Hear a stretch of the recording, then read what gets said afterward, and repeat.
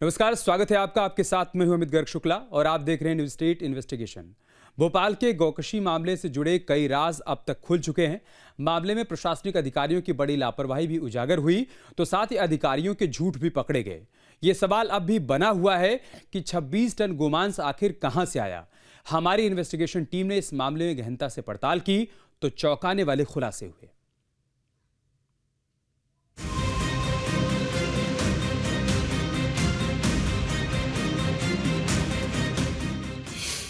गोकशी वाली साजिश का पर्दाफाश। 26 टन गोमांस आखिर कहां से आया? गौ हत्या की बात को किसने छिपाया? सबसे बड़ा सवाल, सबसे बड़ी पड़ताल। भोपाल नगर निगम के स्लॉटर हाउस के ट्रक से दिसंबर महीने में 26 टन गोमांस मिलने के मामले ने सबको चौंका दिया। गोमांस पकड़े जाने के बाद नगर निगम और पुलिस ने मामले की जांच शुरू की। अधिकारियों ने एक्शन का भरोसा दिया, लेकिन अब तक की कार्रवाई के बाद कुछ सवाल जस के तस बने हुए हैं। ट्रक के कंटेनर में बफेलो मीट के बीच 26 टन गोमांस कहां से आया? 26 टन गोमांस की जानकारी छिपाने की कोशिश किस किस ने की? गोमांस की शिकायत मिलने के बावजूद मामले को दबाने वाले कौन हैं? नगर निगम, पुलिस और पशु चिकित्सक में कौन कौन गोमांस तस्कर से मिले हैं? ऐसे तमाम सवाल हमारे मन में उठ रहे हैं, जिसका जवाब तलाशने के लिए हमारी टीम ग्राउंड जीरो पर उतरी। हम भोपाल के उस स्लॉटर हाउस पहुंचे जहां गौकशी के बड़े आरोप लगाए जा रहे थे। ये भोपाल का वही आधुनिक स्लॉटर हाउस है जहां भैंस की आड़ में गौ हत्या के आरोप लग रहे थे। आरोप है कि यहीं से नगर निगम का ट्रक निकला था जिसमें 26 टन गोमांस था। इस ट्रक को हिंदू संगठनों ने पकड़ा, लेकिन मामले में कार्रवाई होते होते 15 दिन से भी ज्यादा का वक्त लग गया। मध्य प्रदेश की राजधानी भोपाल के नगर निगम स्लॉटर हाउस में हुई गोकशी के मामले में लोगों में लगातार गुस्सा बढ़ता हुआ दिखाई दे रहा है। पूरे मामले के मुख्य सूत्रधार असलम कुरैशी उर्फ असलम चमड़ा को गिरफ्तार भी किया गया है। गिरफ्तारी के बाद कई बड़े खुलासे भी हो रहे हैं। हालांकि इस पूरे मामले में रोहिंग्या सहित कई ऐसे मामले सामने निकल के आ रहे हैं जो चौंका देंगे।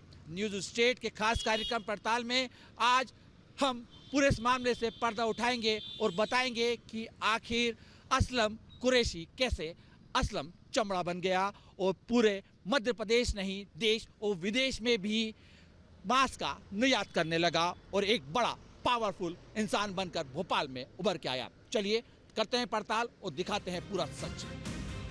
हमारी टीम ने ग्राउंड पर उतरकर कई लोगों से बात की और इस केस की फाइल को एक बार फिर से खोला। एक एक बिंदु पर गौर करने पर हमें जानकारी मिली कि भोपाल के स्लॉटर हाउस के मामले के तार दूर तक जुड़े हैं। 15-16 दिसंबर की रात को स्लॉटर हाउस से गोमांस की सप्लाई वाले नेटवर्क पर सवाल उठे। जब ये मामला सामने आया, धीरे धीरे कर कई चौंकाने वाले खुलासे हुए। लोगों का तो यहाँ तक कहना है कि भोपाल से लेकर रायसेन तक इसके सबूत मौजूद हैं। हमारी टीम ने चप्पे चप्पे से एक एक जानकारी जुटाई तो सामने आया कि भोपाल के स्लॉटर हाउस में गुपचुप तरीके से गोकशी की जा रही थी। कई लोगों के पास गोकशी से जुड़े सबूत भी मौजूद हैं। रायसेन के हलाली डैम में गौवंश के खून मिलने की बात सामने आई। स्लॉटर हाउस का गंदा पानी भी नाले के रास्ते हलाली डैम में जा रहा है। स्लॉटर हाउस का संचालक असलम चमड़ा मास्टरमाइंड बताया जा रहा है। आरोप है कि असलम सिस्टम की मिलीभगत से गौमांस की सप्लाई करता था। असलम चमड़ा की ओर से कई अधिकारी कर्मचारियों का नाम लिया गया। हमारा मकसद स्लॉटर हाउस वाले इस फर्जीवाड़े का केवल एक पक्ष जानना नहीं था। हमारी टीम ने हर पक्ष की बात सुनी और इस बेहद संगीन मामले में सच लाने की मुहिम शुरू की। हमारी टीम ने गोकशी के मामले में हर तथ्य को बारीकी से जांचा परखा। हमें पता चला कि इस मामले में कहीं न कहीं अधिकारियों ने काफी लापरवाही बरती है। नगर निगम के अधिकारियों के शह पर स्लॉटर हाउस चलाने का आरोप लग रहा है। स्लॉटर हाउस के संचालन को नगर निगम ने मंजूरी दी थी, इसके दस्तावेज मौजूद हैं। असलम चमड़ा ने स्लॉटर हाउस में अवैध तरीके से गोकशी को अंजाम दिया। 26 टन गोमांस के पकड़े जाने के बाद भी शुरुआती दौर में झूठे दावे किए गए। नगर निगम के अफसर और डॉक्टर ने गोमांस को बफेलो मीट बताया। क्या सिस्टम में मौजूद कुछ लोग गोकशी के मामले को सीक्रेट रखना चाहते थे? ऐसे तमाम आरोप अधिकारियों पर लगाए जा रहे हैं और कहा जा रहा है कि नगर निगम दफ्तर से मात्र कुछ ही दूरी पर बने स्लॉटर हाउस में गोकशी हो और किसी भी अधिकारी को कानो कान तक भनक न लगे, इस पर आसानी से यकीन नहीं किया जा सकता। ऐसे में सवाल ये है कि क्या जिसको इस मामले में एक्शन लेना था वो किसी खास वजह से चुप्पी साधे बैठे थे? अधिकारियों और नगर निगम के जिम्मेदारों की ओर से मामले को रफा दफा करने की कोशिश क्यों की गई? आखिर गोकशी का असली गुनहगार कौन? भोपाल स्लॉटर हाउस से जुड़े इन सवालों के जवाब के लिए पड़ताल जारी रखना जरूरी है।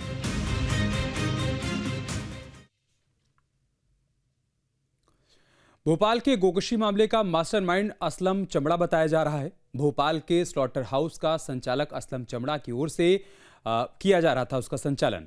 असलम चमड़े का कारोबार चाइना से लेकर सऊदी तक फैला हुआ है। आरोप यह है कि अधिकारियों की मिलीभगत से असलम चमड़ा कई सालों से स्लॉटर हाउस के कारोबार का किंग बन गया। गोकशी का असली मास्टरमाइंड कौन? स्लॉटर हाउस से 26 टन गौमांस कैसे लोड हुआ? गौमांस को कौन बफेलो मीट बताकर पैक कर रहा था? चीन से अरब मुल्कों तक गौमांस का कारोबार कौन कर रहा है? भोपाल के स्लॉटर हाउस में गोकशी से जुड़े मामले का जब से खुलासा हुआ तब से एक ही नाम की चर्चा हो रही है और वो नाम है असलम कुरैशी, जिसे असलम चमड़ा के नाम से जाना जाता है। आरोप है कि असलम चमड़ा के स्लॉटर हाउस से ही 26 टन गौमांस बाहर भेजा गया था और जब रास्ते में ट्रक को पकड़ा गया तो उसके बूचड़ खाने के अवैध धंधे की पोल खुल गई। असलम चमड़ा अब जेल में है और उससे पूछताछ में बड़े खुलासे हो रहे हैं।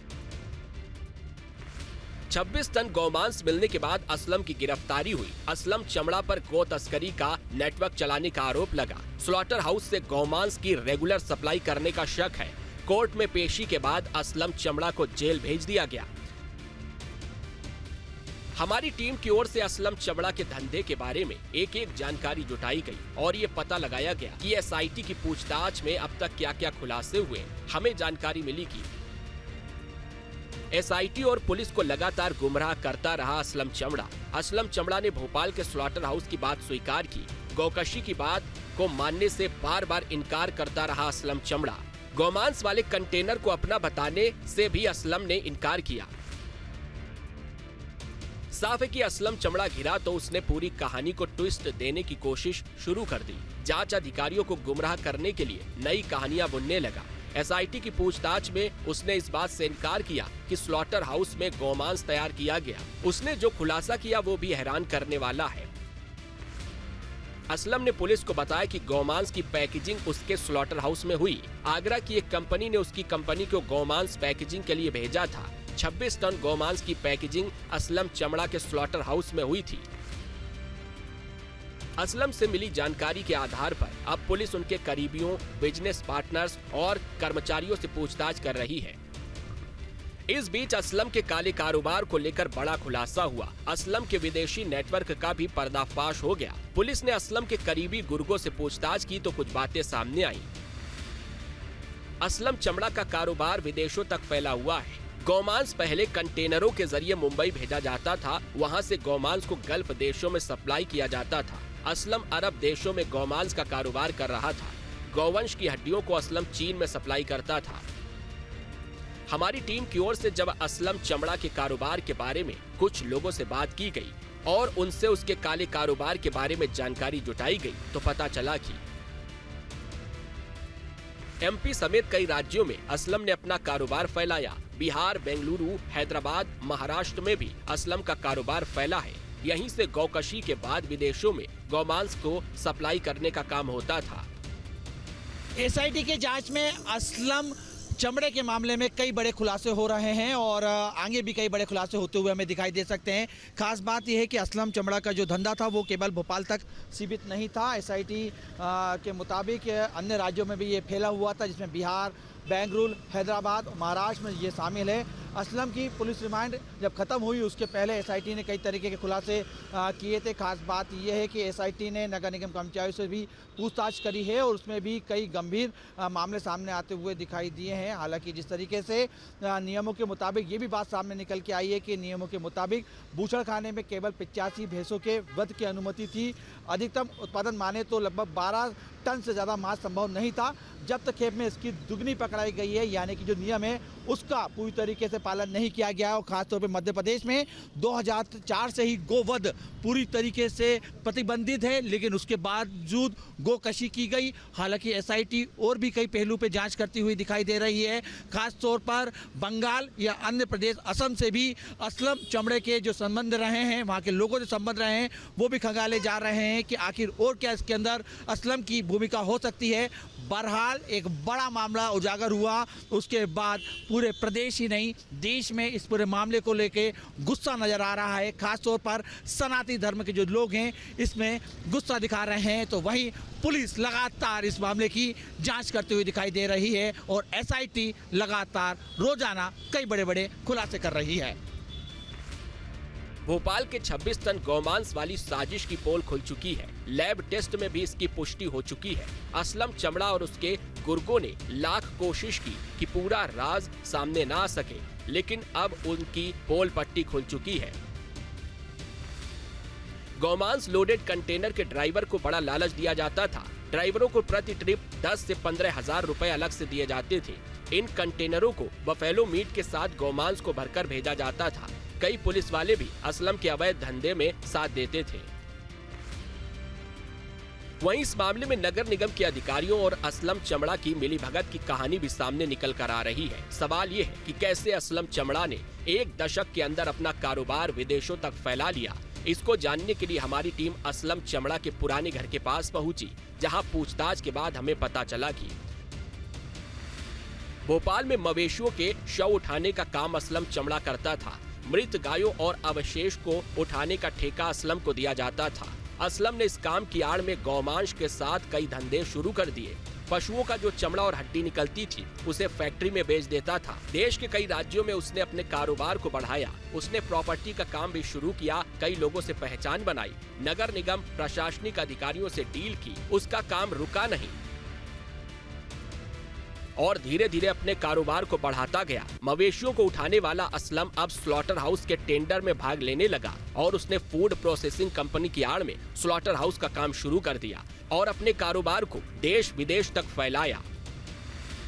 असलम के करीबियों के मुताबिक असलम चमड़े ने 1988 में ये धंधा में उतरे थे और उसके बाद लगातार वो इसी का धंधा करते हुए दिखाई दे रहे थे। असलम के जो करीबी हैं वो कहते हैं कि 1988 में असलम कुरैशी उर्फ चमड़ा ने भोपाल के आसपास के ज़िले सीहोर, विदिशा, रायसेन और राष्ट्र आदि में गांव में घूम कर स्लाटिंग की भैंस खरीदी गई और उससे खाल खरीदी गई थी। ये वही घर है जहाँ पर शुरुआती दौर में असलम रहता था। हालाँकि अभी भी उसके रिश्तेदार यहीं पर रह रहे हैं। लोडिंग आर्डरों से इन खालों को वो भोपाल लाता था, यहाँ से बंगाल और उत्तर प्रदेश भेजा जाता था। मद गाय उठाने का टेंडर मिलने के बाद असलम के दिन बदल गए।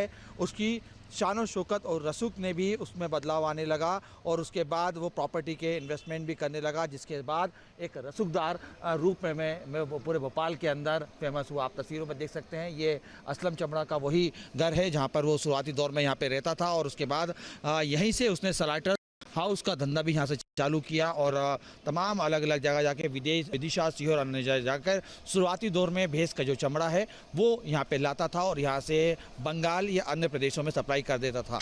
बहरहाल पूछताछ लगातार जारी थी और अब कहीं ना कहीं पूछताछ में कई बड़े खुलासे हो रहे हैं। खास बात यह है कि शुरुआती दौर में असलम चमड़ा यहीं रहता था और उसके बाद उसने इतना ज़्यादा अपना धंधा बढ़ा दिया कि एक रुतबा उस पूरे भोपाल के अंदर उसका होता हुआ दिखाई दिया।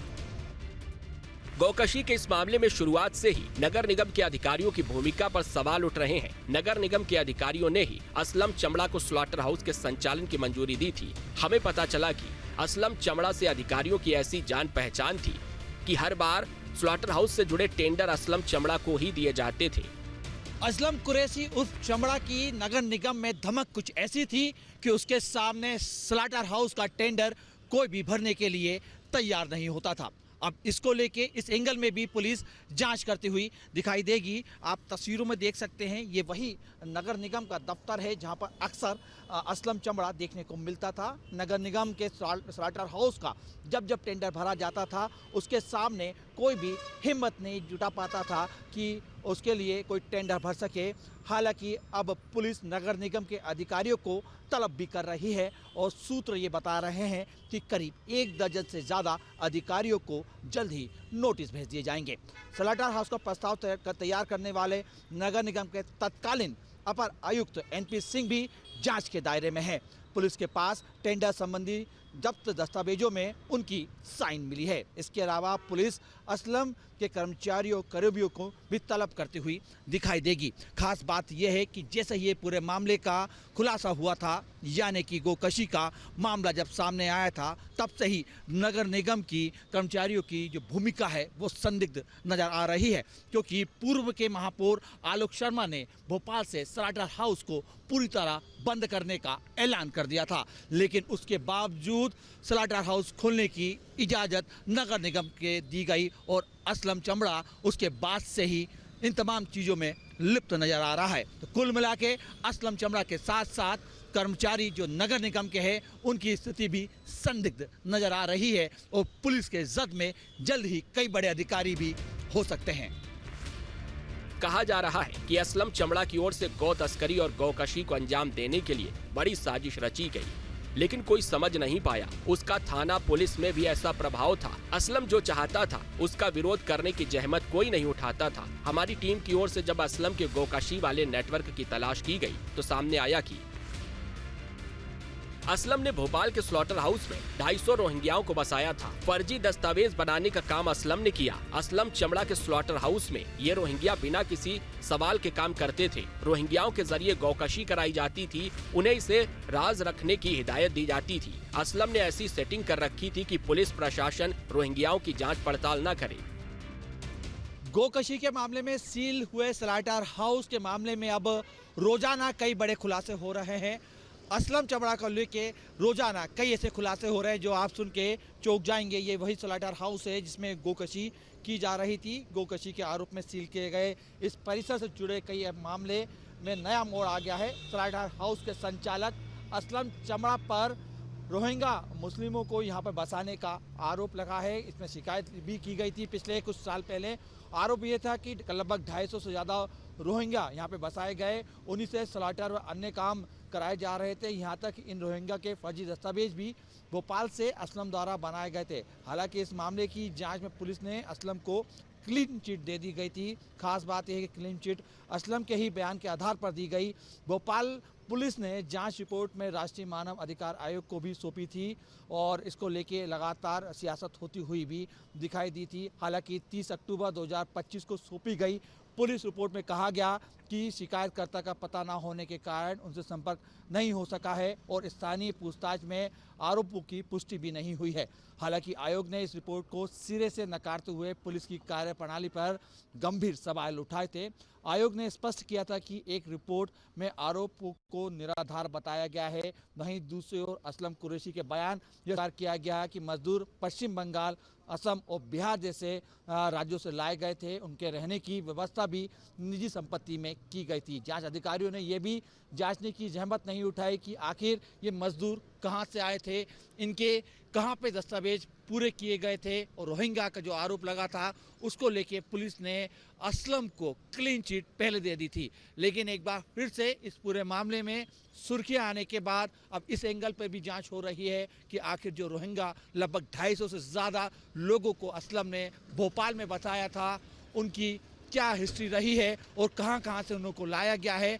क्योंकि एक बड़ा आरोप गोकशी का असलम पर लगा हुआ है और लगातार इस बात पे भी सवाल उठ रहे हैं, हिंदू संगठन इस बात पे भी सवाल उठा रहे हैं कि आखिर रोहिंग्या को क्यों भोपाल में बसाया गया था और क्यों पुलिस ने पहले जब शिकायत हुई थी उसमें असलम को क्लीन चिट दे दी थी। साफ है कि भोपाल में गौकशी होती रही और कुछ अधिकारी गुनहगार के साथ मिलकर उसके खेल में शामिल रहे। ये मामला गौकशी के साथ सिस्टम में सेंधमारी और शक्तिशाली लोगों के संरक्षण से भी जुड़ता चला जा रहा है। जिस स्लॉटर हाउस को गौकशी के आरोपों में सील किया गया, उसके तार बड़े बड़े रसूखदारों से जुड़ रहे हैं और जांच के घेरे में कई सफेद पोश आ रहे हैं। तो भोपाल से लेकर रायसेन तक गोकशी वाली साजिश का पर्दाफाश हो चुका है। रायसेन के हलाली डैम की पानी की शुद्धता पर सवाल उठे तो भोपाल के स्लॉटर हाउस की पोल खुल गई। हमारी टीम ने ग्राउंड पर उतरकर इसका सच जाना।